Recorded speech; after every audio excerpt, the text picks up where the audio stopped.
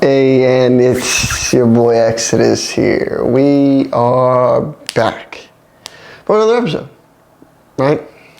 Pretty simple. This episode, we're going to go over cars that, well, let's say if you're trying to go on a road trip, right? You don't want to go in a car that's uncomfortable and basic. You don't want to go in a car that's like uncomfortable, right? Especially if it's going a long road trip. You don't want to be driving on with a rally car. Let's just give you like a really broad example. You don't want a rally car for a road trip because it's going to be really uncomfortable and you're not going to enjoy your time. So stick with me to the very end and I'll be giving you some of the best cars. Actually, I'll give you the best car for long road trips. Let's kick it.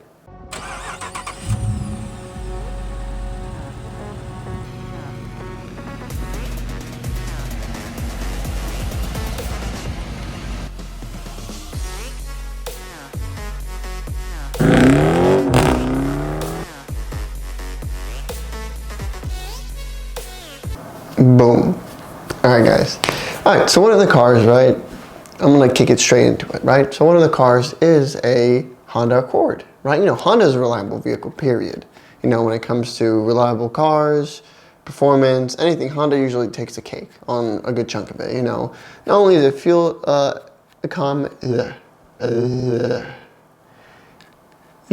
not only does the fuel economy help, but also it's a spacious car, right? It has a good enough trunk size, has sedan, so people in the back, it's very comfortable. You know, it has a lot of leg room and stuff like that, and it's not going to break down as often, right? It's going to take you to point A to point B, and you won't have any issues. Now, if you check out like the beauty of a Honda, right? It is really the reliability and it's the spaciousness. You know, it's a nice size sedan. So it's good for a family, you know. It is a family car, you know. A lot of people do drive it, and it's reliable. Fuel economy is good. You never have to drop that much money on gas or anything like that because you can run basic gas on it, and it goes. Especially with the gas prices being absurd as of late, I don't blame anyone for trying to get a more cheaper economic route. But if you look at the Honda Accord, like it's a beautiful vehicle. Let's focus on it on the screen a little bit more. As you can see, man, it's a good vehicle. And it rides nice, it drives smooth, it's reliable, and trust me, it's not just a commercial saying it. It really is a reliable car, and definitely should be one on your list when you're thinking about, you know, buying a car not only for the commute and also for like road trips with your family. You know, eventually at one point you're gonna want to go, you know, somewhere different with the family, and you don't want to have to like get a rental or, you know, take a really expensive car with expensive gas out. That's just not the way to go. So, crazy one, right?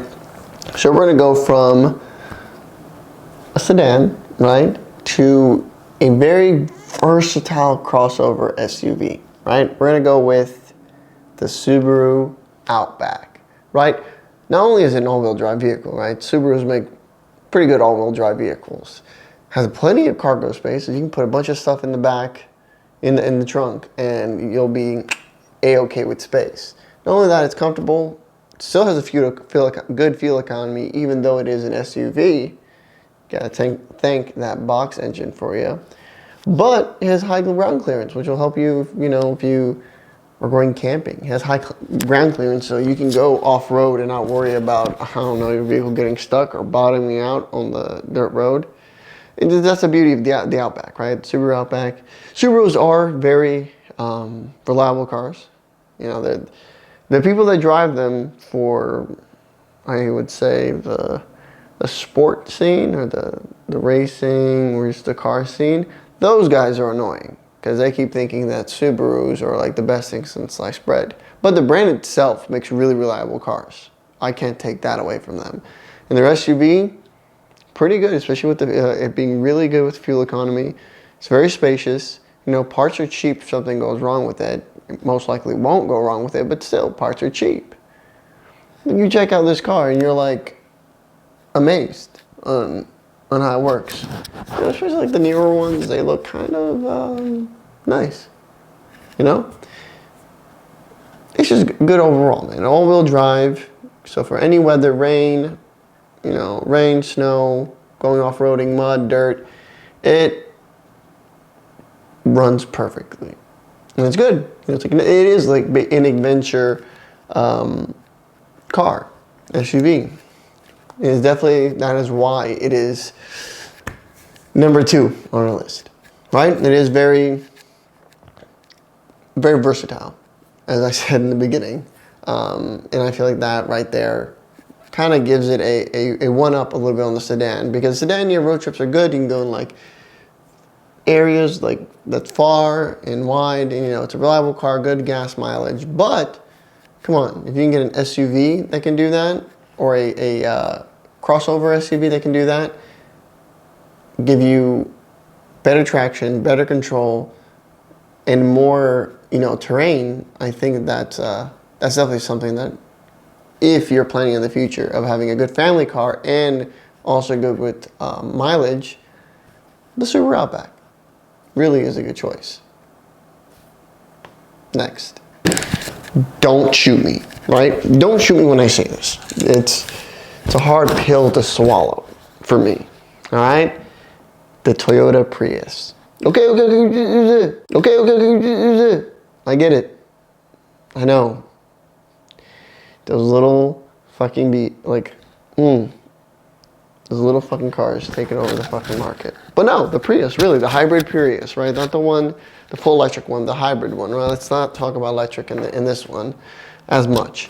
But the Prius, the hybrid Prius is really good. Even though it is a small car, I've been in them. They're pretty spacious inside. You have a lot of leg room, you know, your passengers have leg room, and the trunk isn't a bad size. You know, I've had a friend load up a good chunk of his belongings in there, and it fits quite a bit, right? You know, not spacious like an SUV trunk would be, but you're still getting a lot of space in that trunk and a lot of leg room. And the fuel economy, out of this world, literally out of this world. I think my buddy gets 45 to 50 miles per gallon. All right, for my commute to work, it's 50 miles. So right there, imagine the tank is probably like 12 miles. Woo! It's probably 12 or 13 gallons. So think about it. I can go, so commuting to work, 50 there, 50 back, 100, right? Just think about it, right? Let's not even think about there and back. Let's say there. I can go there 14 times before the engine gets empty. That's 2 weeks.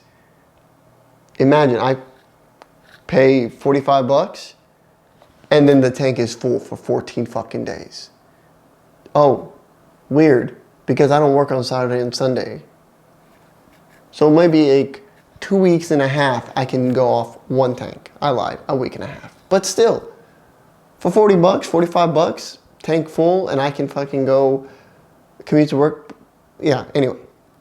The fuel economy on this vehicle is phenomenal. Not only that, it's reliable, doesn't break down as much. They're really good cars. Like, I haven't had many people complain about it, especially after the gas prices, you know, skyrocketed. And, you know, people are like, oh my God, a new fuel, you know, car with good fuel mileage. Everyone ran towards a Prius to the point where their value went up and they're expensive now to get. And there's, you know, they're very scarce, especially here in California. So where the gas was the most expensive. So you gotta imagine, man, think something like that, being that fuel, you know, with that fuel economy, it's a no-brainer when it comes to going to long road trips with it. It's comfortable, it's smooth ride, reliable, and you can go a while before filling up the tank. And again, it's not small inside. Even though it is a small vehicle, it has a lot of room. Like, look at this thing. It literally looks like a freaking bug. Not a buggy, a bug. Oh, same thing, whatever. It looks like a fucking bug, an insect. But, you know, it has good gas mileage. You know, you can't take Volkswagen out of the picture. Volkswagen is pretty good. But I'm not going to talk about the bug in this list. But this right here, It's a good vehicle. And even though I hate to say it, I wouldn't mind owning one so I can commute or go on road trips. Such is life. Next. Now, imagine this. A Volkswagen Golf sports wagon, right? A station wagon, to be honest. That's sport wagon doesn't make it seem like any less than it is a station wagon. So it has a lot of cargo room, a lot, right? It's all-wheel drive also. You know, I'm guessing that's the sport part of it. It's all-wheel drive. It's a comfortable ride and really spacious interior. Look at this interior in this car. It's pretty spacious. And if you look at the trunk, pretty big. You know, so it's like very like, it's a no-brainer, right? Had to talk about this because like the Prius I was talking about was a Prius and I mentioned the bug. But the bug, yeah, it's cool and all. But if you want the comfortability, the space for all your gear and luggage, and all-wheel drive, the fuel economy in this is pretty good. You know, it's not better than the Prius and anything else that I mentioned, but it is still very smooth. You know, fuel economy is still good. You know, it's not bad. We're not talking about Challenger here. It's really good. You know, it's really good. Spacious, as you can see, and all-wheel drive. And it's like it looks like a sedan, a really extended sedan, so you don't have to worry about an SUV being more weight or anything like that. But you know, it is, I would say, a good car if you want to go. You know, the Volkswagen Golf are good cars, especially now the sports wagon. It makes the, you know, little difference. It's just basically all the benefits that the Golf had. Now you just add a freaking extended freaking body to it, so it can fit people more comfortably, more spaciously, and have good, you know, cargo area for your gear and luggage. And it's all-wheel drive. You gotta think about it. Like a car like that is not bad at all. And I feel like, you know, if you're in the market looking for cars, and let's say you don't like Subaru, or you have a bias, or you like Hondas, like whatever your preference is, this is why I'm giving you a list with multiple cars, because some people might have like a preference of what car brand they want, and they don't like one but they like the other. So I'm giving you multiple options so you guys really can just choose between the last, you know, 3 that I gave you and this one. This list is mostly to inform you guys on, you know, what these cars are and why they're so good. You know, can sometimes be a no-brainer. All right? Well, there's one last car that I'm going to give you, which, I don't know, I don't think that a lot of people fall, like, again, it's on and off. This brand is very liked, you know, through the car community, or this brand is very liked through the car community, but I actually don't see a lot of people driving it nowadays on the road. I mean, I guess anything but the stereotypical model of that brand. I see a lot of those, but there's like other, you know, they have other, of course, other styles of cars in their lineup, but I don't see that much on the road. This one is going to throw you in for a weird loop. Let's go. Pardon my pronunciation when it comes to this. The Kia Telluride, whatever the fuck. It's a large SUV, all right, from Kia. Of course, since it's a large SUV, you're going to have lots of space for passengers and cargo, both very big spaces, you know, because, again, it's a large SUV. Comfortable ride, and has a lot of features, you know, and I'll just list some right here. All these features in this car, it's pretty good, man. I'm pretty sure this is the same vehicle I was discussing with a coworker, and he was like, and I mentioned, you know, the Land Rover Autobiography, like the really expensive SUV that, you know, in the future I wish to have, in the very far, far, far future. Anyway, and he was like, oh yeah, no, but this Kia, and he brought up this Kia and he showed me, and I was like, oh, okay. You know, it has a lot of features. It has a lot of features that luxury car, like, even though Kia is considered semi-luxury, like it has a lot one of the more expensive luxury cars has. Has a lot of those features, powerful V6 engine, and again, it's all-wheel drive, so it's good for, you know, going off-road and stuff like that. It really is like almost like, I would say, an adventure SUV. It's big, spacious, and all that jazz.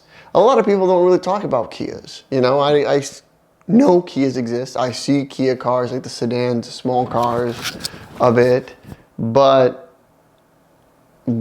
people don't talk about it that much. You know, it's like a very like, you don't see it that much. You know, in the car scene, you don't see Kias that much. You see more Mazdas, Hondas, Toyotas, you know, Chevy, Fords, Dodges, all that. Kias, not so much, right? But this SUV, crazy enough, is apparently really good. I did my research on it after my coworker told me about it, and I was like, you know what? Not bad. Not bad. You know, and the price point isn't outrageous. Like if you're looking at like a luxury brand SUV, like I said, the Land Rover, like the one I was looking at is like $150,000. This one is less than like $90K. You know, depending, of course, the model. As long as you're not going top trim, excuse me, not model, trim. As long as you're not going for top trim, it's fairly affordable. Now, since it's a large SUV, it is heavier and all that stuff, it's not going to have the best fuel economy, right? But it is going to give you a very comfortable ride for you and your passengers. You'll be able to have a lot more cargo in the cargo area, and it's all-wheel drive. You know, it has a lot of other features also that help you with, you know, long travels, off-roading, and all that stuff. So it is a very good road trip type of car. You know, if you're willing to spend a little bit more money on gas, let's say you don't live in the state of California and have to pay an absurd amount of money for fuel, then actually it's not a bad SUV. You know, if you're in one of those states where gas is still kind of cheap, you know, it's not a bad SUV to have. Good for road trips, very comfortable for you and your passengers, and you know, these commercials don't really do it justice, but it's a good car. It really is. From the research I did, I went to a Kia dealership and looked it up. Saw it, did a test drive on it. You know, it's pretty good. I wish I could have brought my phone with me, my camera with me, so I could record that experience and talk to you guys about it. But I think it would have been weird. You know, hey, I'm interested in buying this car. I'm going to shoot a video for my Yeah, no. And I don't think I'm at that level yet where I can just be like, yeah, it'll be good, you know, media for your dealership. No. It wouldn't. Anyway, crazy, huh? A Kia. Who would have known? Now the next one, you definitely know about it, and it is good, even though many people don't own at least newer versions of it. I've seen older versions of this model and brand. So let's go to it.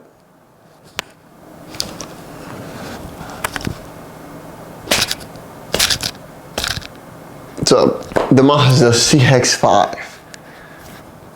Stylish, sport SUV.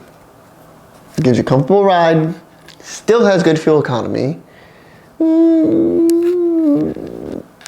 spacious interior, and plenty of room for your cargo and your passengers. You know, I can't say much about this, right? It's spacious. It's good. It's stylish. Good fuel economy. But again, I mean, I like it, right? The Mazdas are okay. But, you know, out of everything in the list, again, is 100% my bias. So don't take this personally. If you love Mazdas, trust me, it's a bias. They're good cars. It's just, I'm not a fan of them. All right, but the CX-5 SUV, it is a good car, comfortable ride, and it has good fuel economy, spacious interior, and all that jazz. You know, other than it being stylish, I don't know about that. But again, it is a good car if you're going on a road trip and you want a reliable car. You can go with this one. But from all the cars that I've talked about in this video, I would say what I would go with for a good road trip and for all the advantages it has and the fuel economy and all that stuff, I would go with the Subaru Outback. All right? There are many pros and there's many cons. And I sat down and I broke it down. Right? So, pros and cons of the Subaru Outback. Right? There's not really much cons. There's a lot of pros on it. You know? Because yeah, Honda Accord is good, but it doesn't have enough cargo room for like if you're trying to carry a lot of stuff with you. Toyota Prius, good cargo space. But again, it's still a sedan. Think about it, right? But then you look at like, again, bias here, the Mazda CX-5. No, I'm not getting that one. The Kia telluride, whatever the hell it's called. Don't know how to pronounce it. I'm in California. Gas is expensive. That's a no-go. That goes out the window. I'm not getting that. Sorry. And then the Volkswagen Golf sportwagen.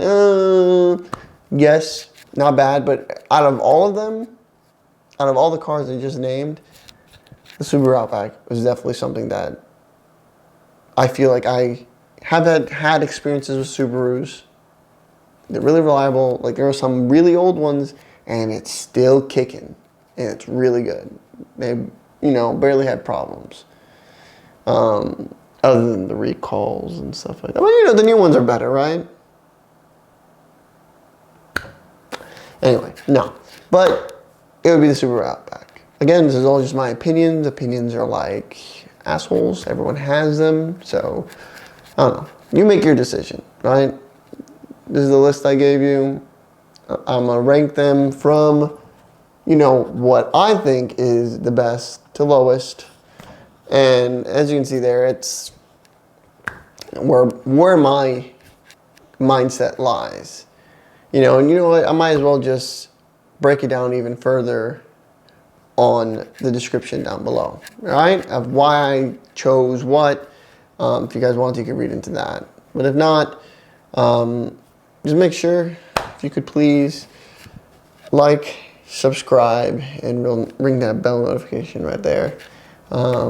Just, liking us just so we know that we're still giving you guys contents that you guys like. Subscribe so you can continuously get all the videos that we post and be there. And then the bell notification, of course, to notify you when we do post those new videos. It helps a lot, but just by you guys clicking on those things, plus it's feedback for me knowing that, hey, I'm doing okay. But please don't, I wouldn't mind either leaving a comment down below and just be like, hey, you need to work on this, you need to work on that. Like, your opinion matters. And really, this channel mostly is for you, It's a hobby that I'm doing and I'm very interested in, but if I'm putting it on YouTube, that means I'm doing it for you. So I want to give content that you guys will enjoy. Anyway, thanks for being with us. I'll see you next week.